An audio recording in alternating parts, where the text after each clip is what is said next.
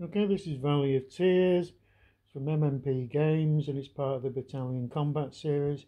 We're looking at the situation on the Sinai front at the end of the 4th day. Superficially, it doesn't seem to have moved much, but there are some significant events on this front. The Israelis have severed the connection between the Egyptian 2nd and 3rd Army, punching a big hole all the way through to the Bitter Lakes. There was very little Egyptian forces in that area apart from the amphibious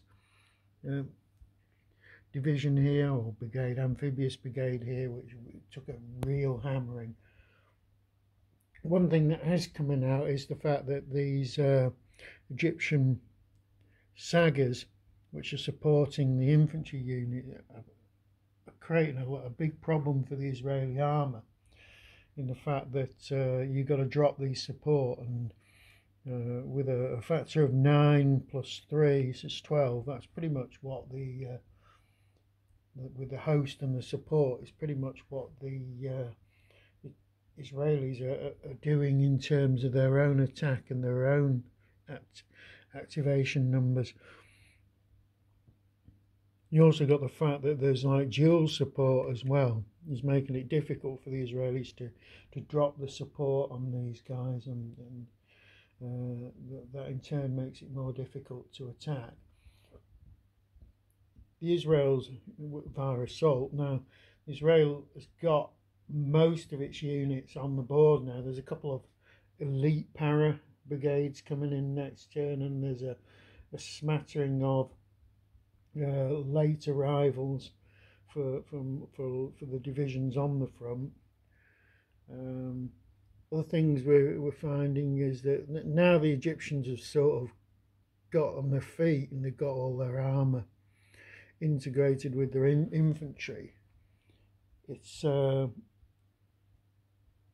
actually proving a much more effective army. It's only when their tanks are actually forced into a mobile side and they lose their ability to fire at range that they become incredibly vulnerable to the Israeli armour.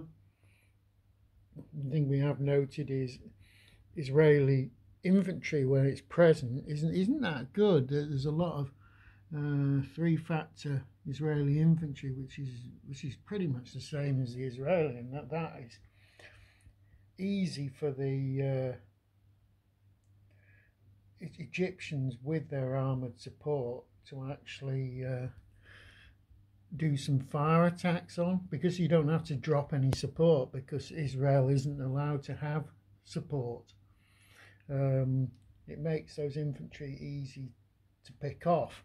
Now, it looks like I'm going to have to interleave armoured units in between them in some way, so that the armour gives support, not support as such, but it gives zones of control that will force incoming Egyptian armour to make a stopping engagement, make them less vulnerable to attack.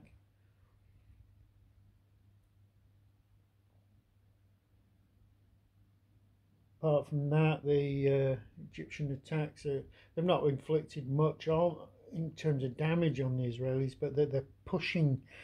You're getting these situational retreats, which are forcing the Israeli forces back slowly.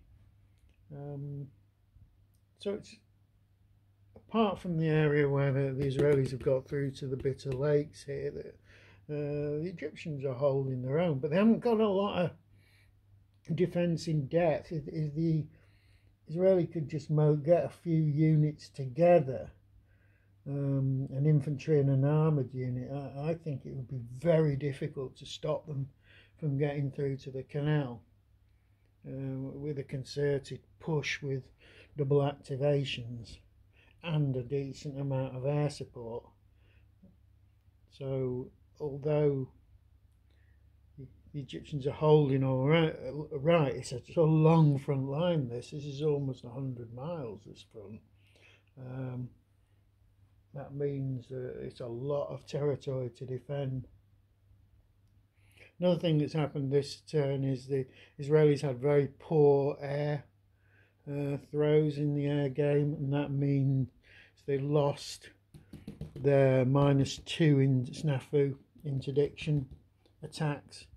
On the Egyptians, that's meant the Egyptians have been a lot more active successfully than they were last term.